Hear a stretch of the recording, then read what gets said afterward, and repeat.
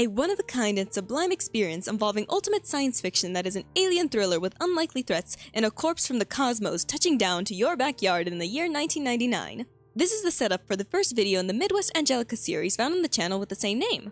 To give you more details about the series, it's about aliens. Ooh. There's also a potential cult with human sacrifices, some weird facehugger parasite things, mutating people, some weird infestations, haha, cool right? There's also some amalgamations, ha. Anyways, I plan to only cover Act 1 of the series today, but if you like the video, I might cover the second act later on in the future. With that being said, if you're interested, sit back, relax, and as always, my name is Estrella. Let's begin. Call me. As I already stated in the beginning of this video, we're learning about a one-of-a-kind experience alien thriller, which is called Midwest Angelica. In this trailer, it states that Midwest Angelica brings us into the realm of the unknown with biblical proportions, and if we were to call right now, we'll get a free poster along with a copy of Midwest Angelica. If you haven't already put two and two together, Midwest Angelica is referring to a film, but a lot of it does connect to things that we'll learn later on in the series. Now turning to the description, it specifically states that the footage we're seeing is from a tape found at an Oklahoma Cherokee site, and the contents is obviously about an advertisement for Midwest Angelica, and we also learned that this advertisement aired on KMTV Channel 3. Not only that, but it's recorded around October and January of 1991 and 1992. As for the film itself, it's yet to be recovered, strangely enough. Now returning back to the video, the broadcast was interrupted with an alert for a tornado warning for Douglas and Washington County. And after this, the video ends with glitches. Now we can either brush this video off and continue on to the next one, or look a little bit more into it. Obviously, we're gonna look a little more into it.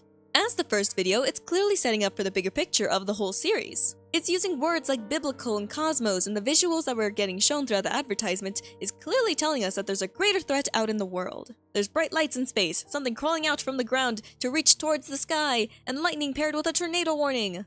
Now, I'm not sure if the weather's actually an important element, however, space is clearly something we have to keep a close eye on whenever it gets brought up again. And honestly, I'm very curious to learn more about the thing that fell from space. With that being said, let's now continue. Home. The video begins with a warning from the FBI. It turns out you'll face criminal penalties if it's discovered that unauthorized reproduction/distribution of this tape gets made. I'm fine being a criminal.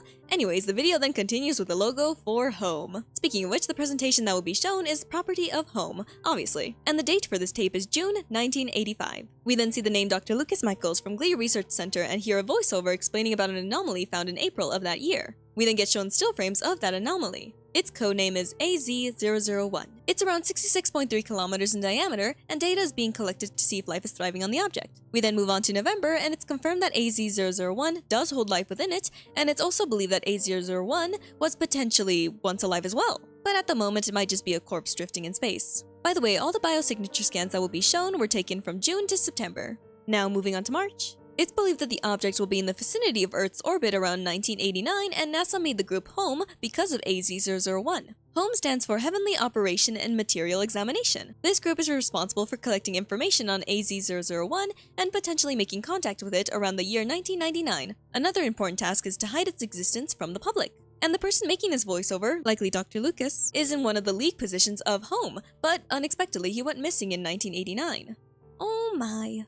Now it's August 1995. In this section of the video, we hear a different person's voiceover, and their name is Dr. Ray O'Connor, the head of psychological contamination research for Home. He goes on to explain the discoveries they found with AZ001, and they detected brain waves from the entity, specifically data waves, which are also waves that can be detected when a person is in deep slumber. With this information, the group plans to dive deeper into their research on AZ001 and discover any potential side effects. As researchers, it's vital for them to understand the nature of this entity. We then move on to January 1999, which means contact is planned to be made with AZ001. We also get shown AZ001 passing the moon, and on the 13th, close-up photos were taken. My first thoughts when seeing those pictures are tentacles or roots coming from a plant. But, a little more disturbing. It also reminds me of a jellyfish and a squid, a rutabaga too. Actually, that comparison made it a little less disturbing for me, but it's still a corpse floating in space, so it's still alarming. Ignoring my little tangent, on the 16th, a large chunk from AZ001 has separated from the main body. The chunk will be labeled AZ001 Alpha, and it seems like Alpha impacted on Nebraska during the morning hours. We then get shown the coordinates of its specific location, and with that information in the back of our heads, we're now going to be shown classified footage, which is property of Home and only accessible to those with clearance level 1A. Good thing we're rule breakers, so, let's watch it anyways. First we see a helicopter, then hear people talking on the radio while searching the area, this clearly being a search team. It was pretty difficult to understand what the search team was saying, but I'm pretty sure I heard the word alive, and they found the thing that dropped down. Everyone seemed confused about this discovery, but at some point they decided to set it on fire, which provoked it to start moving. Some of the search team started to run or just observe the thing, and one of the researchers seemed to have been caught by the thing because they froze in place, looking at their shaking hands as they were surrounded by tentacles. They started to whimper the words, "What are you doing to me? Please stop! Don't do this to me!" And in the final shot of the footage, we see the searcher's helmet on the ground and a tentacle crawling out from it. This was the end of the tape and video. So clearly, AZ-001 was once a living creature that is now a corpse floating in space, and it also has living things within it despite being dead. Maybe it's babies? I don't know. Regardless, a part of its body was now released, and it seems to be infecting living creatures. And whatever it did to that researcher, it seems pretty bad. Grabbing onto his body and the tentacles crawling all around his helmet. It reminds me of a facehugger for some reason. Probably because the helmet is, where the head is at. Disturbing. But yeah, this is the conflict of the series, an entity in space that carries things within it, which can cause chaos once it lands on our planet. How fun! By the way, when turning to the description, we also learned that the tape was discovered within the Grand Folks Technical College rubble. And yeah, let's continue. Attention. The video first opens with an advertisement for Papa Rico's Pizza. Sorry. That soon gets interrupted with an alert for the people in the following counties to contact their doctors. The reason for this is because experimental pesticides have ingredients that link to insomnia, somnambulism, and strange or uncomfortable dreams along with general sleep problems. By the way, somnambulism basically means sleepwalking. With that, the alert then repeats again to contact your doctors or the number provided by home, and the video ends. However, the strange thing is, when you turn to the description, it says that there is no record of any pesticides being tested in those areas during that year. Suspicious. Could it have something to do with Alpha? Let's continue. Starfield. The date is January 16th, 1999, and the location is Starfield Ranch. We then get shown coordinates and learn that rancher Ivory Jones awoken to the sound of his dogs barking during the morning hours. His son Colin recorded while this happened, and we get shown that footage. Colin walks towards the ranch prairie, and his father tells him to go get the dogs as he finds the rifle. But first Colin asks about Rocky, and his father is not sure where they are. By the way, Rocky is one of the dogs. We then hear more barking in the background and even the sound of whimpering. And once that started to quiet down, we then get jump scared by a strange creature on the ground on the other side of the fence. The recorded video then gets interrupted with more text explaining that several minutes of the footage was too degraded, making it difficult to view. Only a few frames were discernible. From what I could make out, a deer seemed to have been attacked by that strange thing, and that thing might have also attacked the camera too, or technically the person holding the camera. Or maybe, I could be wrong, it might have been possessing that deer and is controlling it? Or it bursted out of the deer, whatever the case is, it's alarming, and we learn that gunfire was heard from the footage. We even see the creature attack Ivory. Yikes. Ivory Jones is assimilated. What? Okay. Anyways, Colin is on the run and makes it home, but sadly, he isn't safe. After calling out to his mother, he discovered something spooky upstairs. Yeah, I think your mom's gone. With that, he's now running away. From what? Do you really have to ask? It's from those strange things that seem to be infecting, attacking, assimilating people. Anyways, we then go on to see the strange entity again, before switching to Colin, who is throwing up. Was he throwing up because running was taking a toll on his body, or could it be something else? Anyways, we then see the entity again, and it looks more similar to the one in the sky. Speaking of which, it's floating up. Gosh. We also see the word family over the footage before glitching to a different scene. The camera is broken and red. Red from what? Maybe blood? I don't know. But anyways, the video ends, and in the description we get told that little is known about the ranch and its family, and that it was unusual how the camera continued to work despite being out of battery. Takeaway time. Clearly whatever touched down to Earth, Alpha, which is connected to AZ-001, it's capable of infecting living creatures. It's also capable of tampering with technology, as we can see from the glitches and capability of keeping a camera working, despite it being out of battery. As for its goal in the whole scheme of things, no idea just yet. Let's just continue. Starkill. The video opens by telling us we'll be shown classified material which is property of home. Only those with clearance 3 can access it, and in this material it's updates on the research happening based on the discovery of January 16th, 1999. Samples of the contagion were injected into animal specimens which induced minimal to no mutations. As for experiments done on certain plant specimens, in onion, it helped uncover how the contagion affect organisms. We get shown a microscope view of the infection, and there are noticeable changes. With these findings, it's revealed that the contagion possesses a degree of intelligence, and its nature poses a danger to the entirety of the United States population. Because of this, the contagion must be destroyed on site whenever it's found. The code name for this designation is Starkill. the title of the video, which is an interesting name because, stars are things found in the sky and they have to kill the things that are coming from the sky, specifically from space. Haha, funny. Anyways, turning to the description, we learn that this tape was discovered inside a barricade examination room in an abandoned Red Oak veterinary clinic. And surprisingly, the strange thing about this is that this contagion has yet to be discovered in any form.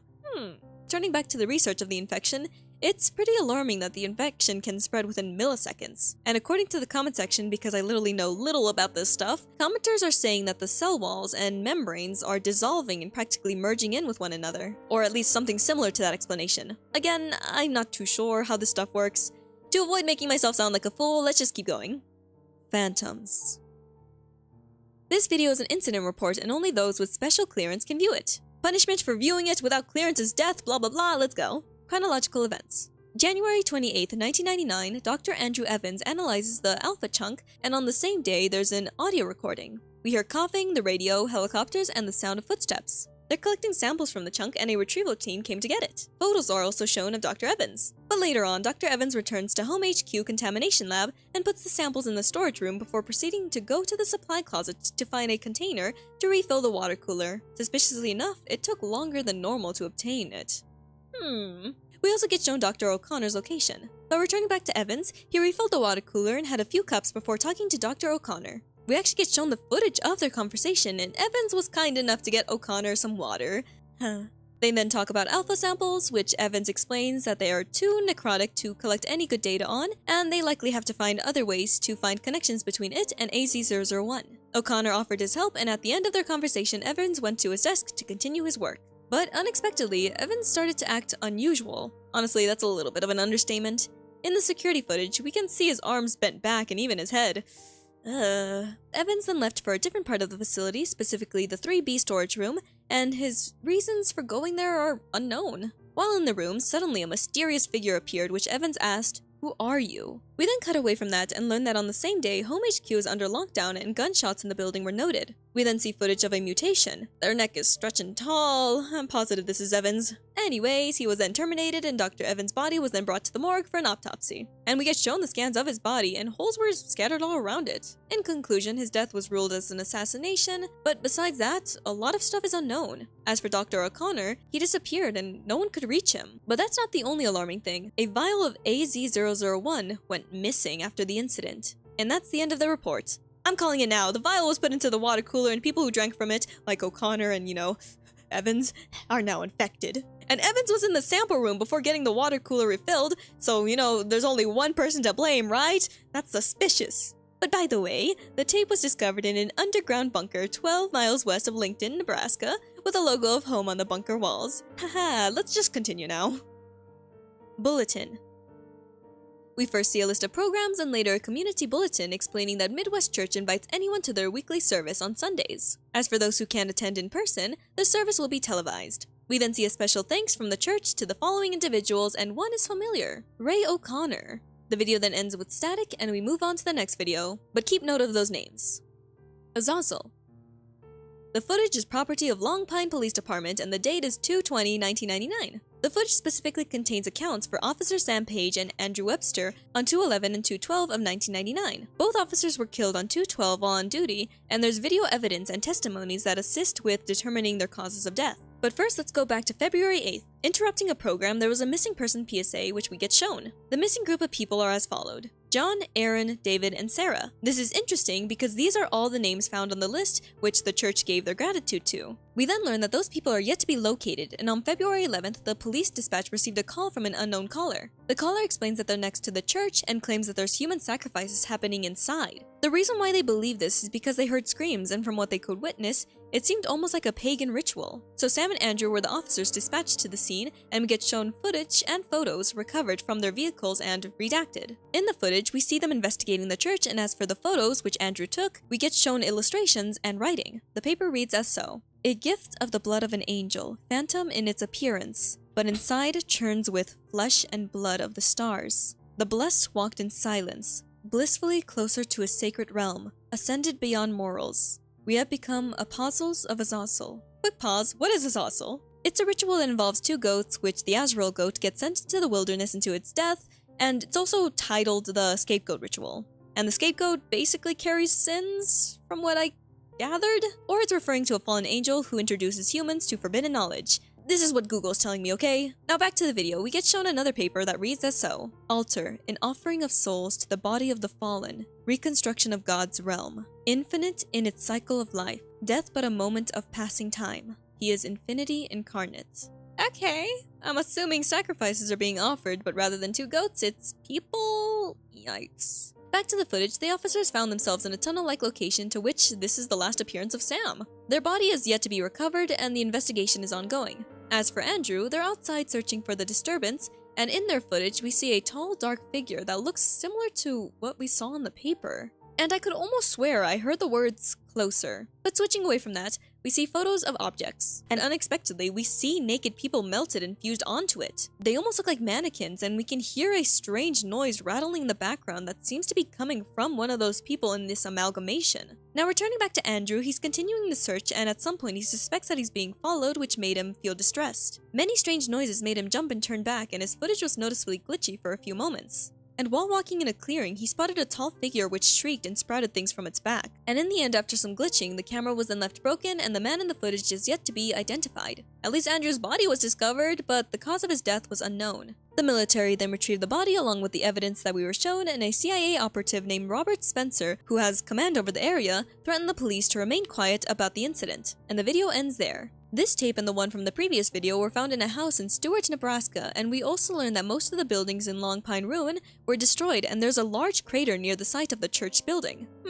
Quick takeaway time. Clearly, there was human sacrifices happening in the church, and strangely enough, we can make a parallel between the 2 officers in the Aasil goat ritual. Andrew entered the wilderness and died, just like the goat who represents Aasil, and as for Sam, who might be representing the other goat, maybe, hear me out, could have something to do with the tall figure that we saw that was also unidentified? I'm just spitballing. Maybe Sam got body snatched. And if that's not the case, then maybe he was killed on sight and his body is missing because it was used for another reason. Maybe something to do with that amalgamation thing? Again, I'm spitballing from the clues we're gathering. Regardless, it ended with the 2 officers being used for a sacrifice, and the people performing the sacrifices are followers of this entity, which is connected to AZ-001, and the missing people that were killed during the ritual are now likely in that weird amalgamation in the forest.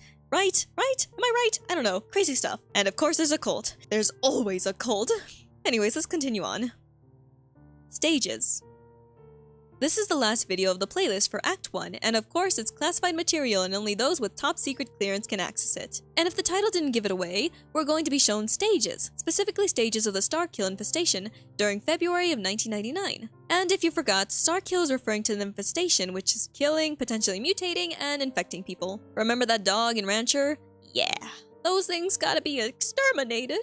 Anyways, the first stage is Subsistence Hunt, which means Starkill begins to absorb available biomass to sustain itself. Stage 2, Intelligence Accumulation. Starkill searches and targets intelligent species available for assimilation. Stage 3, Self-Replication. Starkill forms enough biomass to manufacture novel entities from itself using biomass structural hubs. Hubs include altars, which produce smaller Starkill life forms, and temples, which produce larger life forms. In simple terms, baby versions of this creature get released first in order to act as facehugger, parasite, leeches that take over people and animals. Then those taken over hosts are the ones who spread the infection more in order to have enough aid to make the larger versions. You're following right? I think I'm correct. Let's go on to the next stage. Stage 4. This stage is technically hypothesized and is based on critical mass calculations, but truthfully it's unknown what will occur once Starkill networks reach that level. However, it's predicted to grow to this size within a year according to the data. Yikes. After this, the video ends with static. Let's go on to the conclusion now.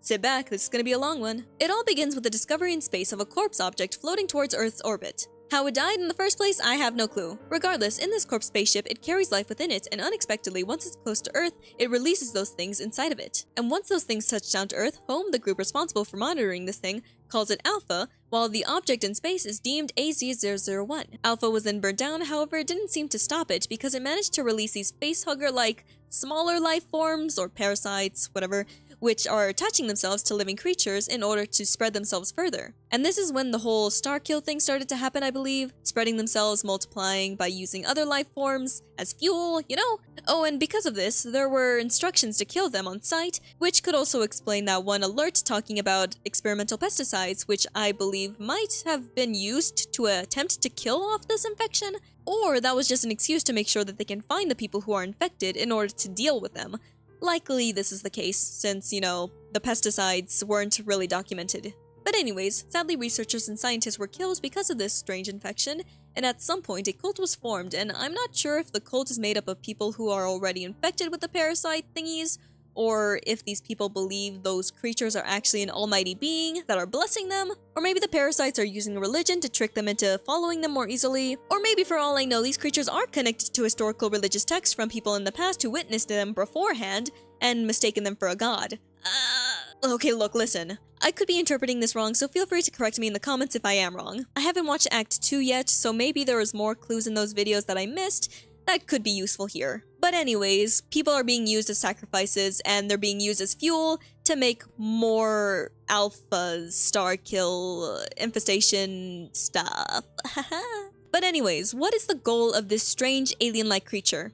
World domination, maybe? Probably the need just to survive. They're multiplying and taking over / killing the bodies of intelligent creatures for a reason, and since their spaceship was once a living creature too, maybe they're trying to make a new one? They go planet to planet, taking over the lives from those planets in order to continue traveling through space? Yeah, feeding, reproducing, conquering?